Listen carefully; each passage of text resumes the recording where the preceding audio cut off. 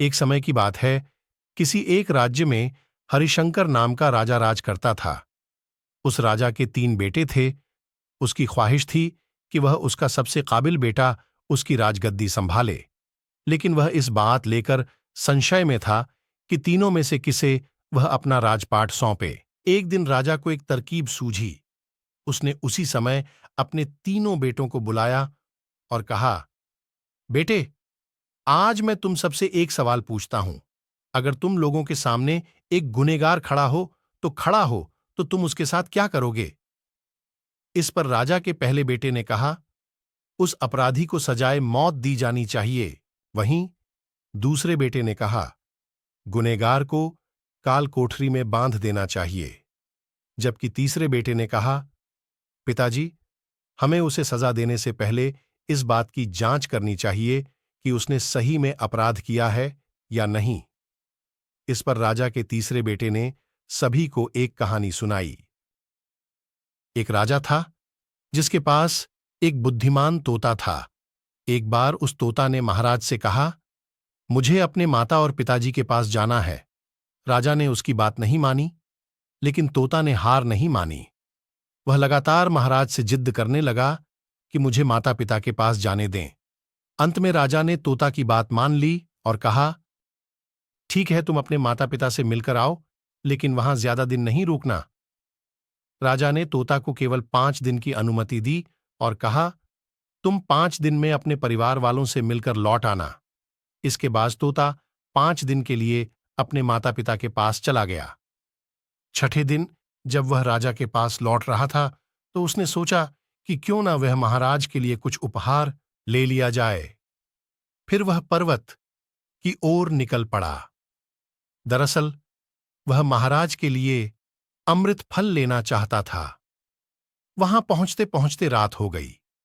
तोता ने पर्वत पर पहुंचकर फल तो ले लिया, लेकिन रात हो जाने के कारण वह आगे नहीं बढ़ा और वहीं रुक गया। फिर उस रात जब तोता सो रहा था, तभी एक सांप वहां आया और उसने राजा के लिए गए अमृत फल को खाने लगा। सांप ने फल को खाया, इस कारण उस फल में जहर फैल गया था। हालांकि तोते को इस बात की भनक तक नहीं थी।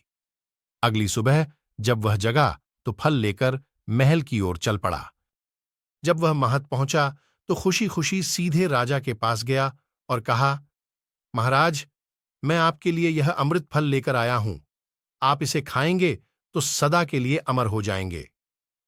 यह सुनकर राजा काफी प्रसन्न हुए। उन्होंने तुरंत उस अमृत फल को खाने के लिए मांगा।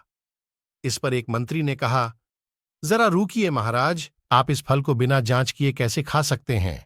एक बार यद्य देख तो लीजिए कि तोता द्वारा लाया गया यह अमृत फल सही है या नहीं। राजा उस मंत्री की बात से सहमत हुआ और कहा कि तुरंत इस फल को एक कुत्ते को खिलाया जाए।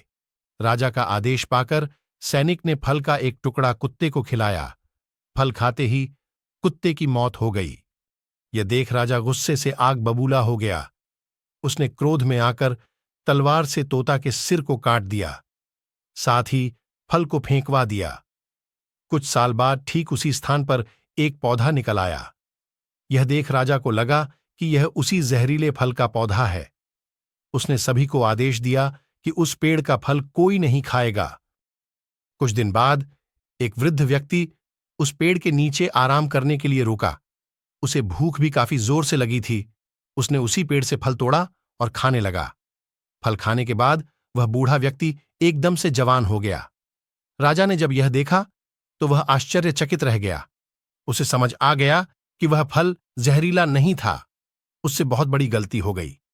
उसने बिना सच्चाई जाने तोता को मार दिया। इसे लेकर उसे काफी पछतावा भी हुआ। इसके लिए वह मन ही मन खुद को कोसने लगा।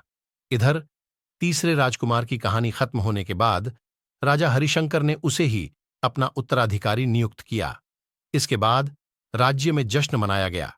इस कहानी से हमें यह सीख मिलती है कि हमें कभी भी बिना जांच किए किसी को सजा नहीं देना चाहिए।